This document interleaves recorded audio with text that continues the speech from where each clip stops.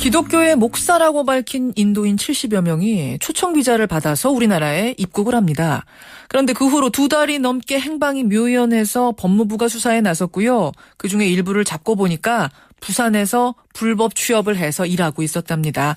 알고 보니까 신분도 목사가 아니라 기독교 목사가 아니라 힌두교 신자였다고 하네요.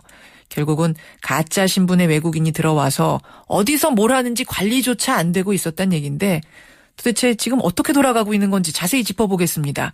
이민과 다문화정책연구 전문가세요. 전북대학교 사회학과 설동훈 교수 연결이 되어 있습니다. 설 교수님 안녕하세요. 예, 안녕하십니까. 이 행방불명된 인도인들 처음 한국에 어떻게 들어오게 된 거죠? 예, 7월 초에 부산에서 열린 세계 종교 지도자 회의에 참석한다고 왔습니다. 82명이 한꺼번에 들어온다라고 보고가 됐었는데요. 예. 그중에 5명만 행사에 참석했고 나머지 77명은 종적을 감춰버렸습니다. 그러면 이들에게 초청 비자를 발급한 종교 단체도 이들한테 속은 건가요? 지금 현재 그 경찰 수사 법무부나 경찰에서 수사를 해야 밝혀지겠지만 지금 현재로는 그 단체도 속은 것으로 알려져요. 예. 그러니까 초청 비자니까 일정 기간이 지나면 나가야 되는데 안 나가면서부터 찾기 시작한 거군요. 예, 그렇습니다. 예.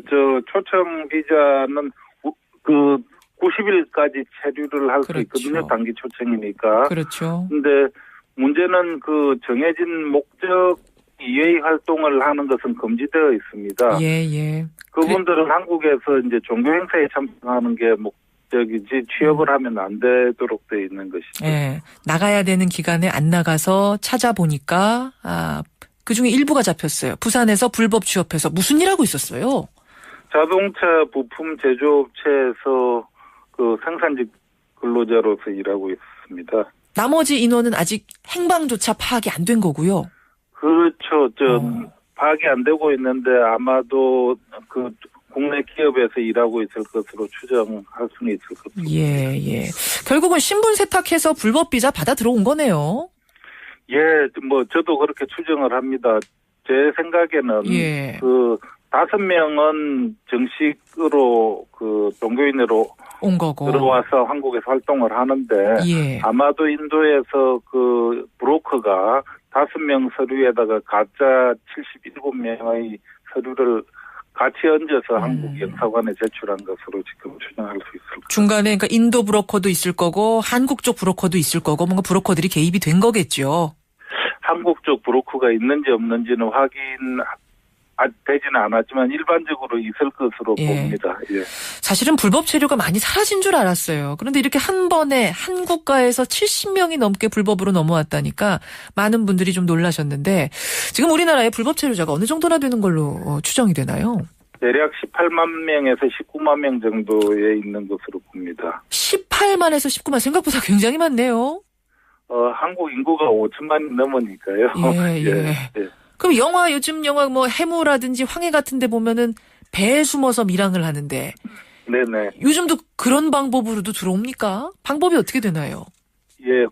과거에 한국 정부가 중국 사람들 입국을 강하게 규제할 때 그 영화에서 보이는 것처럼 밀항선을 타는 경우가 있었습니다. 간첩이 들어오는 통로라고 할 수 있는 상황인데요. 그렇죠.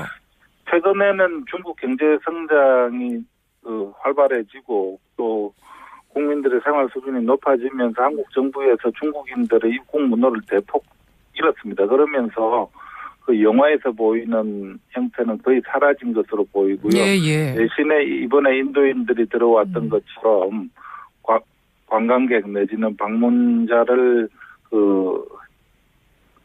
이 겉으로 내걸고 실질적으로는 취업하려는 사람들이 들어오는 거는 여전히 있는 것으로 알려져요. 예, 신분 세탁을 해서 비자를 정식 발급받아 들어오는데 들어온 후에 잠적해버리는. 그렇습니다. 예. 그렇죠. 그러니까 배를 타고 숨어오든 가짜 초청 비자로 오든 어떻게든 브로커는 개입을 하는 거네요. 브로커 없이는 안 되는 거죠.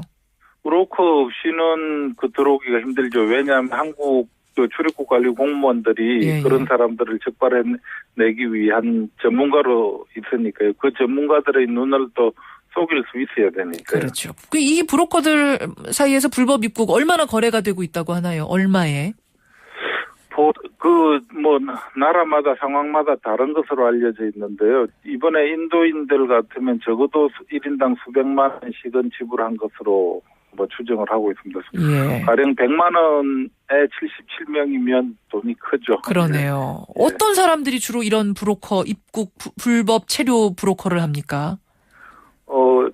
이번 경우는 아직 법무부 수사 중이라서 정확히 판단할 수 있는 자료는 없습니다. 그러나 보통 유사한 사건을 보게 되면 보통 송출국에서 조직 폭력배들이 관여하는 것으로 알려져 있고요.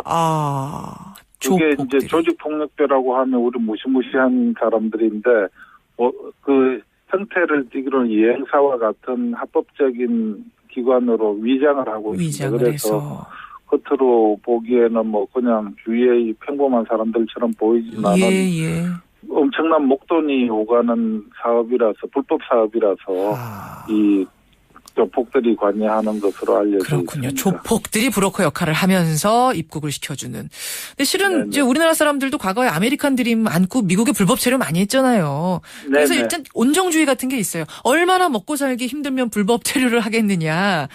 그렇게 우리한테 해가 되겠느냐 얘기하는 분들도 계시는데 어떻게 생각하세요?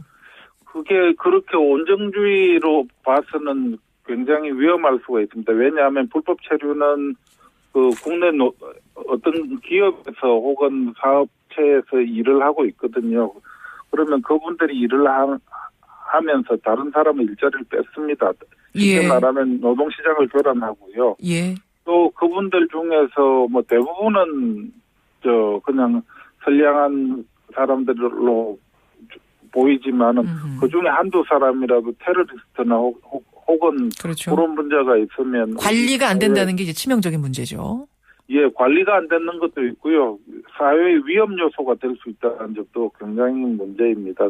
그래서 온정주의적 접근보다는 합리적이고 이성적인 접근이 필요하다고 봅니다. 알겠습니다. 인도인 77명이 행방불명된 이 사건. 그 뒷이야기들 오늘 들어봤습니다. 교수님 고맙습니다. 네, 감사합니다. 전북대학교 사회학과 설동훈 교수였습니다.